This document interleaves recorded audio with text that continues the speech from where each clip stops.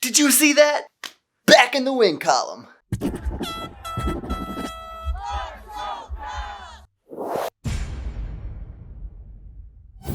Caps win 3-1 against the Pittsburgh Penguins, finally! Unfortunately, it should have been a shutout 3-0. This is now the second game this season that Vitek Vanecek should have had a shutout, but it got taken away from him by unlucky plays. Remember last video when I said I really hope that Craig Anderson or Phoenix Copley start on Tuesday against the Pittsburgh Penguins? Yeah, I'm really glad that didn't happen. Me gustó mucho Vitek Vanecek. In case you didn't know, I'm fluent in Spanish. ¿Dónde está la biblioteca?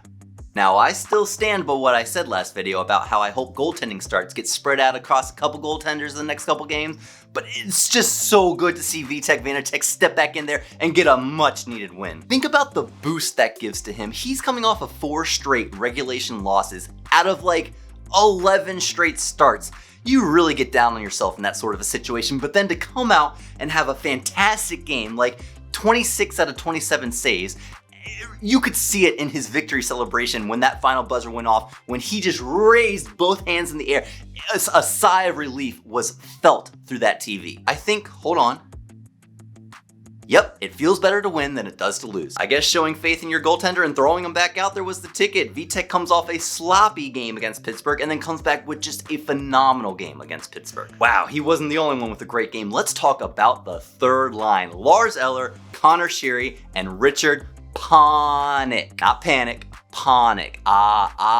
Panik. This line had been good in the past few games. This line was great this game. Connor Sheary gets on the board. Love seeing him score against his old team. Lars Eller gets on the board, and man, I'm so glad he was rewarded for his efforts tonight. He was all across that ice. And then Richard Panik is getting on the score sheet with primary assists on both those goals. I mean, that second assist, the one to Lars Eller, that is one of the sweetest passes across ice I've ever seen. And speaking of amazing cross ice passes, TJ Oshie, where did that come from? Streaking down the left wing, a backhanded pass all the way across the ice. That's one of the hardest backhanded passes across the ice I've ever seen. And he gets it to a wide open Vrana. Jake the Snake makes no doubt about that. He tickles the twine, as Joe B put it. I love that alliteration. And that goal is a power play goal that doesn't count as a power play goal because that's still the entire first power play unit out on the ice after the power play ended. This was just such a fun game to watch. This was a true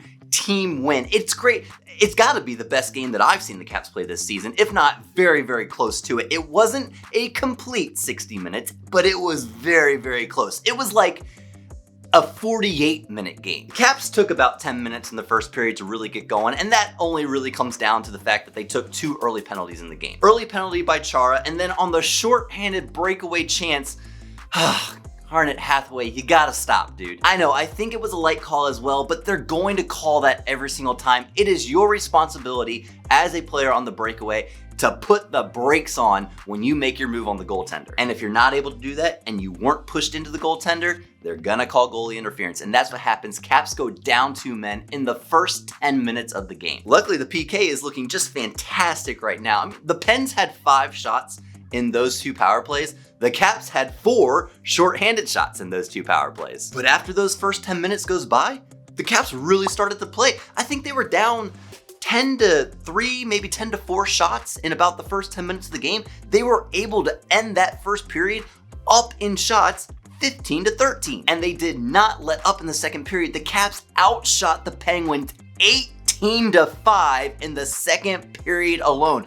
Shots after the second were like 34, I think it was like 17 or 18. That's incredible. Now granted, that is due to a lot of penalties being taken by the Penguins in the second period. The Penguins took 4 penalties in the second period alone.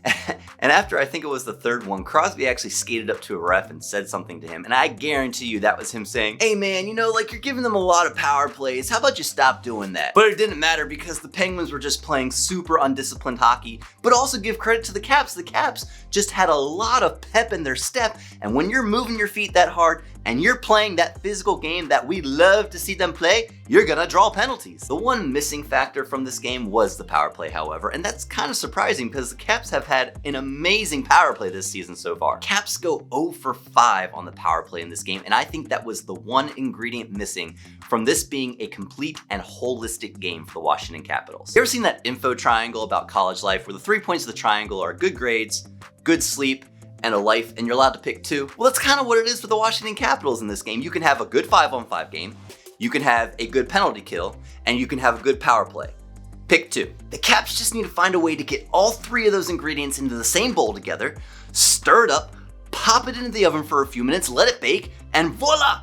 Out pops an NHL team. But the path to baking that NHL team starts with this game, and I cannot go this entire video without mentioning Alexander Ovechkin's effort on that ice tonight. He didn't get on that score sheet tonight, but he was on that score sheet tonight.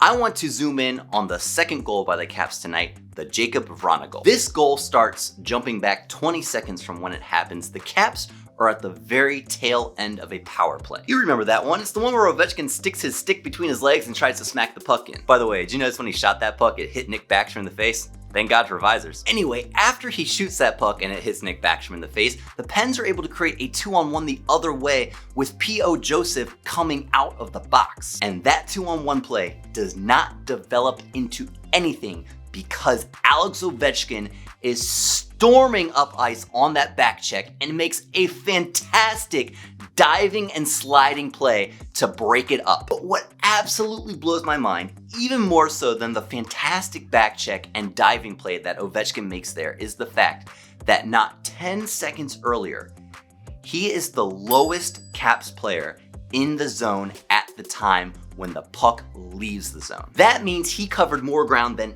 anybody out on that ice to get from the offensive goal line to the defensive goal line to break up that play. That is a precedence set by your captain to say, guys, not a single person gets a shift off.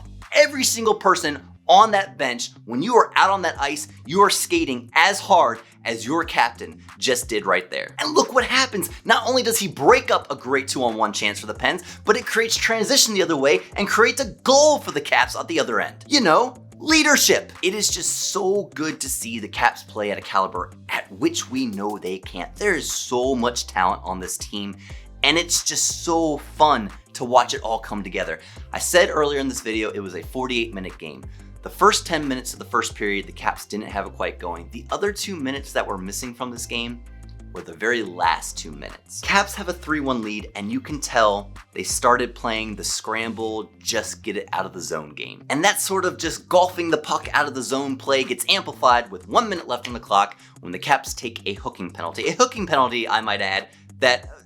What? That's a hook? Whatever, the Caps got 5 power plays in this game. I guess the refs just decided to give a mercy power play back to the Penguins to finish out the game. But you take the first 10 minutes out of this game and you take the last 2 minutes out of this game, the Caps played a damn near perfect hockey game, except for not scoring on the power play. And that's about all I can ask of this team right now. The goal was to get back into the win column, and guess what?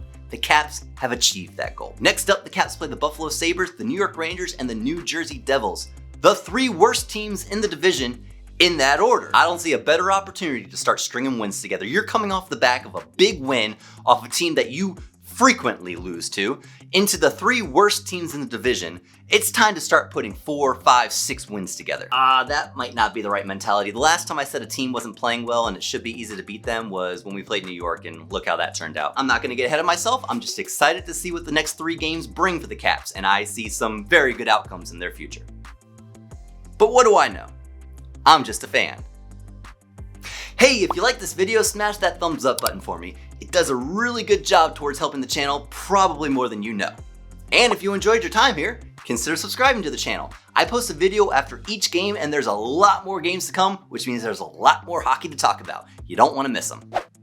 And as always, not just we win, but definitely when we win. Let's go, Caps!